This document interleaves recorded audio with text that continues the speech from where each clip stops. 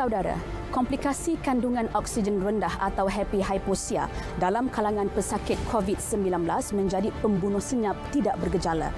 Hypoxia berpunca daripada pelbagai penyakit terutama paru-paru dan jantung yang menyebabkan kerosakan otak, paru-paru dan organ dalaman badan sehingga boleh membawa maut jika tidak dirawat segera. Apa yang paling membimbangkan apabila pesakit COVID-19 yang mengalami hypoxia tidak menunjukkan sebarang gejala sukar bernafas. Mereka kelihatan tenang, normal dan ceria seperti biasa walaupun tahap oksigen mereka rendah. Kerana itulah mereka dipanggil happy hypoxia.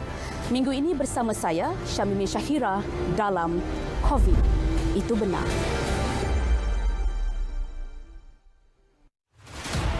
Tadi saya balik kerja tu, anak saya bagi satu lukisan dekat saya. Dia just tulis, "Kakak rindu ibu." Banyak yang telah diviralkan di WhatsApp sehingga kedua kampung ini yang mau menerima suntikan vaksinasi ini.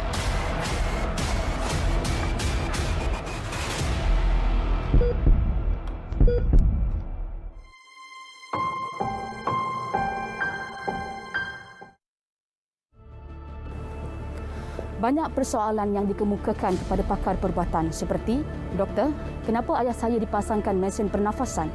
Adakah hayat beliau semakin pendek? Bagaimana ventilator membantu pesakit COVID-19 bernafas? Wartawan Nur Ain Abu Bakar berpeluang memasuki ward pesakit kritikal COVID-19 di Hospital Raja Permaisuri Bainun Ipoh. Ada perinciannya.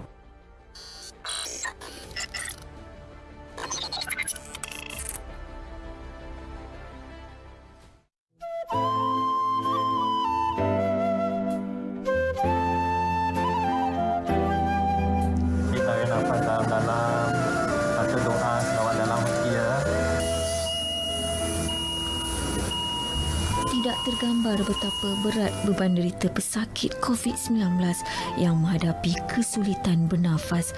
Selain itu, setiap tarikan dan hembusan nafas adalah amat berharga. Apa jua status, sama ada kayangan maupun marhain, berkuasa ataupun tidak, sama sekali tidak berdaya pada saat tidak bisa bernafas sendiri. Pada detik itu barulah tersedar kebenaran makna kalimat menghembuskan nafas terakhir sebagai saat akhir kehadiran di dunia fana ini. Itulah perasaan saya apabila diberi peluang masuk ke ruang ward ICU ini melihat sendiri situasi pesakit COVID-19. Menurut Doktor Pakar Anestesiologi Dr. Siti Rohayah Sulaiman, pesakit kritikal tahap 4 atau 5 akan dipasangkan mesin bantuan pernafasan selepas penilaian mendapati mereka berisiko mengalami kegagalan fungsi pernafasan. Pesakit yang mempunyai banyak sakit sebelum tu, contohnya kencing manis, darah tinggi, ada sakit jantung, buah pinggang, biasanya mereka mempunyai risiko untuk pulih yang lebih rendah berbanding dengan pesakit yang sihat dan tidak ada apa-apa penyakit lah. Dr. Siti Rohayah juga berkata penggunaan ventilator terhadap pesakit COVID-19 adalah langkah terakhir untuk menyelamatkan nyawa pesakit. Bila pesakit perlu masuk tiub, kita akan call keluarga, memberitahu sebab COVID ICU keluarga tak boleh masuk. Okey. Selepas beritahu keluarga, kita akan bagi pesakit tidur. Kita bagi ubat bagi pesakit tidur dan kita akan masukkan tiub ke paru-paru. Okey, melalui salur pernafasan ke paru-paru. Dan daripada tiub tu kita akan sambungkan ventilator ataupun mesin bantuan pernafasan.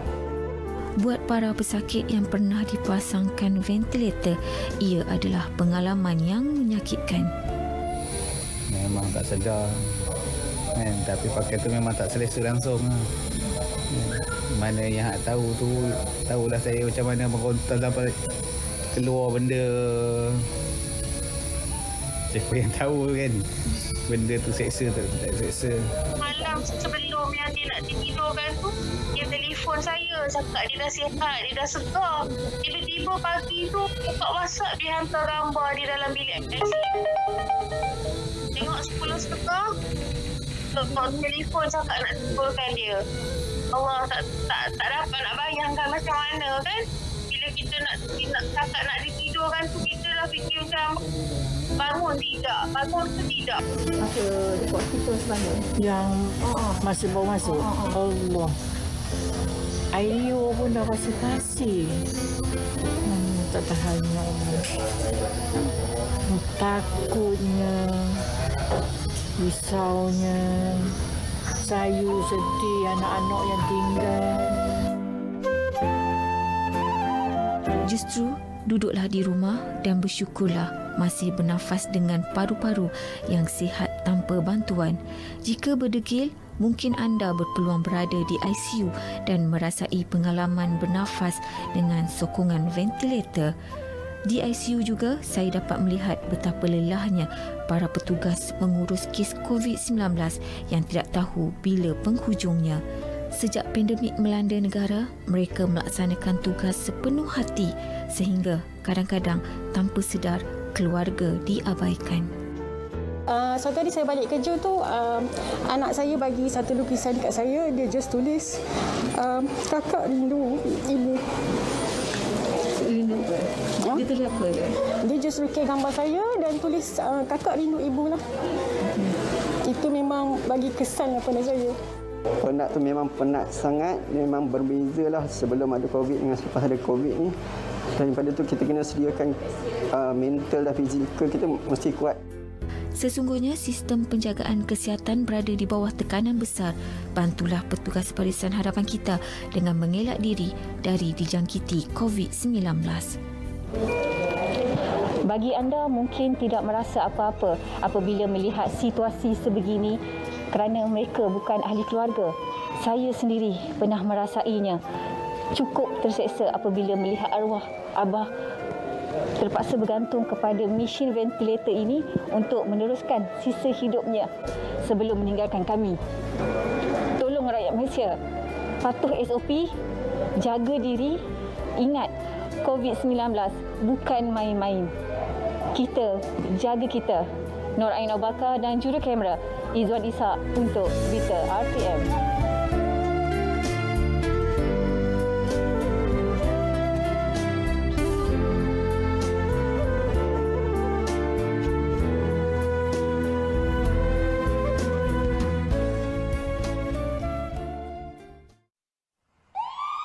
Polis akan mengeluarkan notis tawuran kompak. Itu antara mesej yang kita terima hari-hari sepanjang tempoh PPKM akan membantu pesakit COVID-19.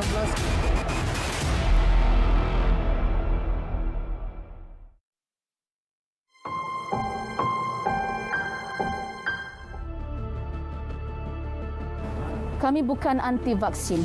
Kami juga sedar pentingnya untuk hapus virus COVID-19 yang telah merenggut banyak nyawa di seluruh dunia. Itu antara pengakuan warga Long Pasir yang terletak jauh di pedalaman Sabah, kira-kira 300 km dari barat daya Kota Kinabalu dan 123 km dari Pekan Sipitang. 4 jam perjalanan darat diperlukan untuk ke lokasi berkenaan bergantung kepada keadaan cuaca dan keupayaan kenderaan. Perinciannya bersama Sharon Raymond Kisil.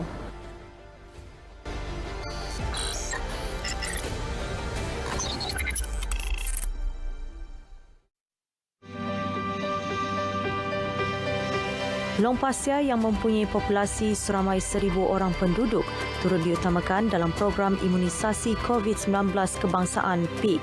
Menyedari hakikat cabaran dari segi infrastruktur jalan yang masih belum sempurna dan fasiliti kesihatan yang terletak jauh dari perkampungan berkenaan, keinginan untuk mendapatkan suntikan vaksin tidak menjadi penghalang kepada penduduk di Long Pasir. Segelintir penduduk mengakui terpengaruh dengan berita palsu yang tular mengenai kemudaratan kesihatan akibat kesan sampingan vaksin, bagaimanapun bertukar pendirian dan nekat untuk menerima suntikan vaksin COVID-19 demi perlindungan diri, keluarga dan masyarakat. Banyak yang telah diviralkan di WhatsApp sehingga yang banyak masyarakat yang kedua kampung ini mengundur diri dan tidak mau menerima suntikan vaksinasi ini. Jadi saya telah melihat keadaan pada hari ini sudah bertukar pendirian karena mereka sudi menerima. Mereka tidak pedulikan apa yang telah diviralkan. Sementara itu, salah seorang wanita yang mengalami kurang upaya bahagian kaki juga nekat mendapatkan suntikan vaksin COVID-19 walaupun terpaksa berjalan perlahan sebelum dihantar oleh abang kandung menggunakan motosikal. Kita lihat kan keadaan dia ni yang susah untuk berjalan lah. Dan pertama dia datang dari sana tadi, dia jalan kaki lah. Jadi, dan tidak lama kemudian dan abang yang datang membawa kota ini kendaraan motor sampai di sini. Kesungguhan pihak kerajaan dan Angkatan Tentera Malaysia ATM yang sanggup menempuh perjalanan jauh dan sukar masuk ke kampung berkenaan demi menjayakan usaha pemberian vaksin mendapat pujian penduduk kampung Long Pasir. Bagi pihak kami kampung Long Pasir, jadi lebih mudahlah macam orang pihak kerajaan yang datang di sini atau bagian kesehatan yang datang di sini daripada orang kampung turun ke Sepitang lah, sebab lebih sukar kan orang kampung sebab makan masa yang lama, jadi lebih senang lah kami sebagai penduduk kampung Long Pasir yang pihak kerajaan yang datang ke sini lah memberi vaksin lah.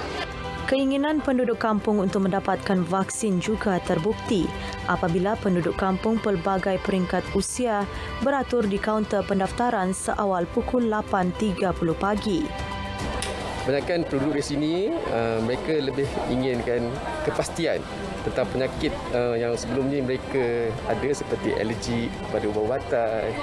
Sebelum ini pernah ada penyakit darah tinggi. Mereka ingin kepastian lagi lah macam adakah patut mereka ambil vaksin. Itu saja. Tapi dari segi penerimaan memang bagus untuk penduduk di Long Pasir ini. Dengan kekangan logistik, masa dan peralatan khas yang diperlukan untuk membawa masuk vaksin ke kampung Long Pasir, pihak ATM mengangkut masuk vaksin menggunakan pesawat TUDM dan melalui jalan darat ke kampung berkenaan. Memberi vaksin kepada penduduk pendalaman yang masih belum dapat divaksinkan oleh kerana cabaran-cabaran logistik dan cabaran-cabaran vaksin itu sendiri yang memerlukan masa, tempat dan peralatan-peralatan khas untuk membawa ke kawasan pendalaman. Long Pasir merupakan lokasi pertama pelaksanaan program Jiwa Murni ATM di Sabah yang menyasarkan imuniti kelompok dengan pemberian 500 vaksin jenis Sinovac kepada penduduk di Kampung Long Myo dan Kampung Long Pasir Sepitang. ATM membekalkan vaksinator, paramedik dengan kerjasama Kementerian Kesihatan KKM, pihak berkuasa tempatan PBT dan Badan Bertindak Imunisasi COVID-19 CITF daerah. Kesukaran akses internet, jalan raya sempurna dan fasiliti kesihatan ternyata membuka minda penduduk pedalaman Long Pasir untuk menerima vaksin COVID-19. Bagaimana pula dengan anda? Adakah anda masih ingin abaikan vaksin? Marilah kita sokong usaha pemberian vaksin kepada seluruh masyarakat di negeri ini. Elak sikap anti-vaksin dan berita tidak sahih mengenai kesan negatif vaksin. Lindung diri, lindung semua. Saya Sharon Raymond, RTM.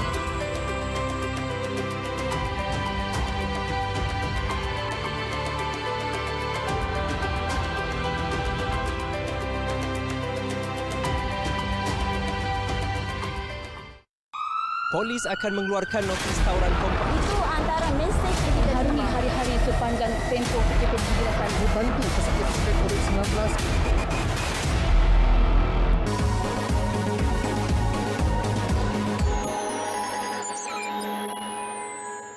Polis akan mengeluarkan notis tawaran kompak. Itu antara mesej yang kita terima hari-hari sepanjang tempoh kita digunakan membantu pesakit COVID-19.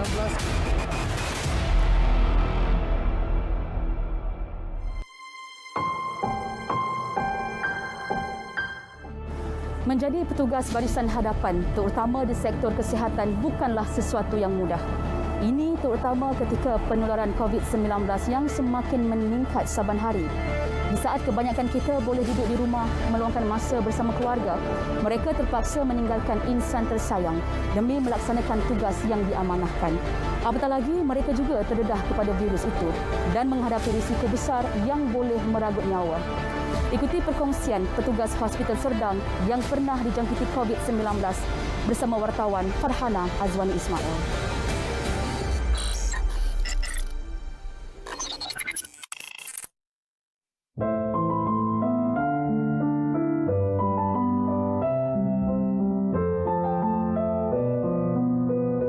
Seperti kita semua, petugas barisan hadapan juga manusia biasa. Perasaan gementar, bimbang dan takut memang wujud, namun ia bukan pilihan dalam situasi mereka selaku benteng pertahanan kesihatan negara dalam berhadapan pandemik sejak lebih setahun lalu. Itu yang dihadapi beberapa petugas di Hospital Serdang yang terkena jangkitan COVID-19. Namun ia sedikit pun tidak mematahkan semangat mereka meskipun perlu berhadapan lagi virus berkenaan.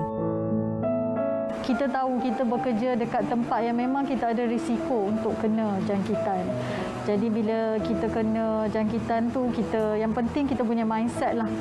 Kita kena kuat, kita kena strong. Of course, kita akan rasa very down. Ayat pertama kenapa saya, walaupun saya pakai PPE, saya rawat orang, saya percaya. Tapi lepas tu kita terima benda tu sebagai ujian. So masa tu kita faham macam mana orang lain rasa bila kita diisolasi, tinggalkan anak-anak, tinggalkan family, duduk seorang-seorang, kuarantin, masa tu kita rasa. Bagi pembantu perawatan kesihatan Yancik Muhammad Yusof pula, saat paling sedih ketika dijangkiti COVID-19 sudah semestinya apabila terpaksa mengasingkan diri dari anak-anak yang masih kecil dan tidak mengerti apa yang sedang terjadi. Sedih juga sebab bila dia ketuk pintu, dia panggil saya, menitik jugalah air mata. Umi, kenapa tak boleh masuk bilik?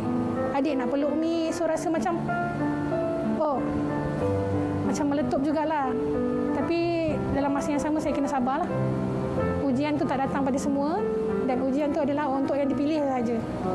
Lebih memilukan apabila beliau tidak dapat berkongsi berita duka cita itu bersama kedua ibu bapanya kerana bimbang keadaan mereka yang uzur. Family saya, mak dan ayah saya dah agak berumur dan mereka berisiko lah. So saya memang tak bagi tahulah. Cuma yang tahu family kecil saya lah. Suami, anak-anak dan hospital sendirilah. Dan saya masa saya kuarantin pun saya bagi tahu dia saya kat hospital. Dia tahu anak dia kerja kat hospital dan saya bagi tahu dia walaupun saya kuarantin dekat hospital, saya bagi tahu je saya ada kat hospital. Turut menceritakan semula pengalaman dijangkiti COVID-19 ialah Ketua Jururawat Jabatan Kecemasan dan Trauma Aslina Hassan. I'm the first sister yang dapat positif. Saya malu cakap. Saya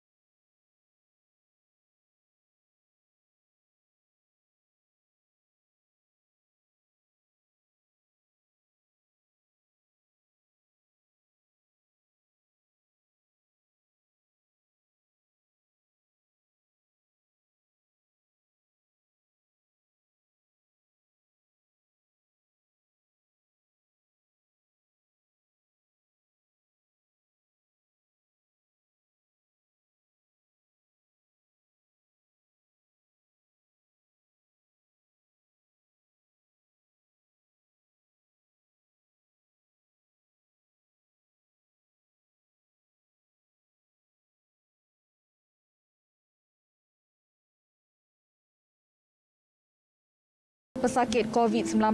Jadi untuk menghargai jasa dan pengorbanan mereka, sama-sama kita menjaga diri dan mematuhi prosedur operasi standard SOP yang ditetapkan. Bantu mereka untuk bantu kita. Farhana Azwani Ismail, RTM.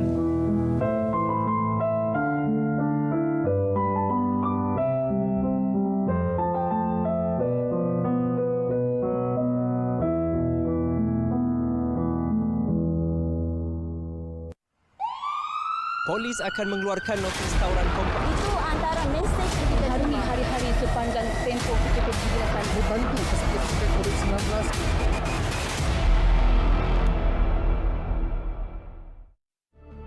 Bekerja meredah terik matahari dan hujan. Itulah pengorbanan penghantar makanan yang berperanan memudahkan urusan orang ramai mendapatkan makanan.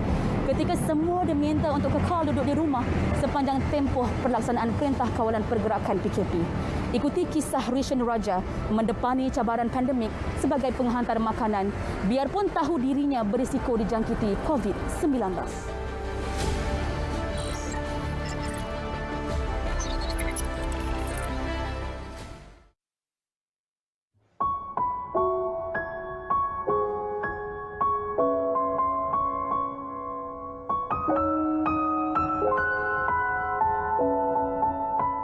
Sebab saya dekat rumah nervous, mak saya single mother, so saya nak ambil tanggungjawab baru boleh backup untuk saya punya mak.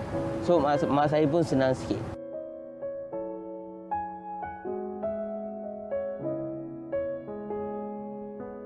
Sebelum ni saya buat jalan kaki. Saya buat jalan kaki dulu, so saya kumpul tu duit yang Foodpanda-nya. Lepas tu saya dah beli satu basikal dah. So sekarang saya dah beli basikal satu, saya lagi senang sikit nak pergi hantar order kalau dapat dari sini jauh sikit. Kita memang berhati-hatilah Kak sebab memandu sebab hujan lagi angin kan. So kita pun datang. So kita kena bawa hati-hatilah. Kalau masa hujan order ada masuk. Sekarang kita pick up dekat dari satu kedai pergi hantar buat drop off, ada lagi satu masuk. So masa hujan order laju sikit lah. Pun memang ada takut Kak, oh nanti kita kena COVID ke apa ke. Okey, saya lebih baik buat sini macam je Kak, 1 minggu 1 kali pergi buat COVID test. Kita pun baru tahu okey kita ada COVID ke tak ada. So kita call, kita tanya dulu, kakak dekat rumah siapa-siapa ada kuarantin ke tak. So dia orang cakap ada kuarantin, so kita akan naik lah. So kita akan naik, makanan tu letak je dekat dia depan pintu. So kita lagi sekali call, kita bagi inform, lepas tu kita keluar. Sekarang macam kalau saya satu hari tukar 2 kali mask lah. So pagi sekarang saya buat kan ada basah-basah semua peluh-peluh kan. Memang bau kan. Lepas tu buka mask ni buang, pakai mask baru. So setiap hari saya pergi dekat kedai ke, saya mana-mana sentuh barang ke, memang saya pakai sanitize. Sekarang kerja dah habis, saya pergi dekat depan rumah, cuci tangan, lepas tu cuci kaki semua, bagi badan semua sanitize, beg semua bagi sanitize. Lepas tu terus pergi tandas, bagi ni baju semua, basuh asing je. Saya pun boleh faham yang susah, tak ada duit, nak buat apa, mesti panik. Boleh try, boleh move, cari kerja yang mana yang ada. Sekarang saya sudah ada kerja. Kalau tak ada kerja, tolong cari. Sekarang dalam internet pun sekarang sudah ada banyak kerja. Kalau kita nak duit, kalau kita nak cari rezeki untuk kita mesti kena jalan juga. Ini bukan kerja low class. Yang ni kerja ni sekarang masa PKP untuk cari rezeki.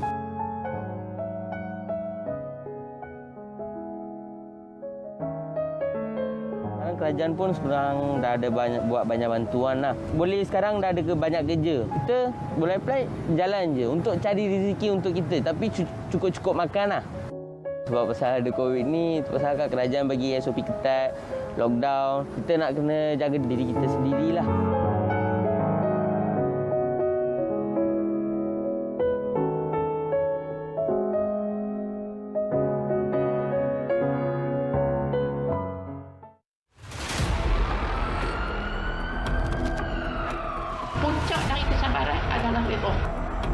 Memburukkan lagi keadaan apabila mereka disalahkan.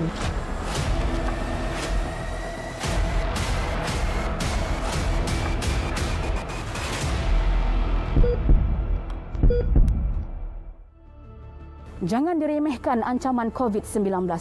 Belajarlah dari pengalaman lalu pandemik selsema Spanyol 1918. Coraknya tidak jauh berbeza. Kerana mengabaikan amalan kesihatan awam, gelombang-gelombang seterusnya jauh lebih mengerikan. Jika dahulu tiada vaksin yang membantu mereka, kini kita diberikan sinar harapan hasil penyelidikan pakar perubatan dan saintis. Jangan lepaskan peluang untuk mendapatkan suntikan vaksin. Beringat sebelum kena, jangan main-main, jangan berdegil kerana COVID. Itu benar.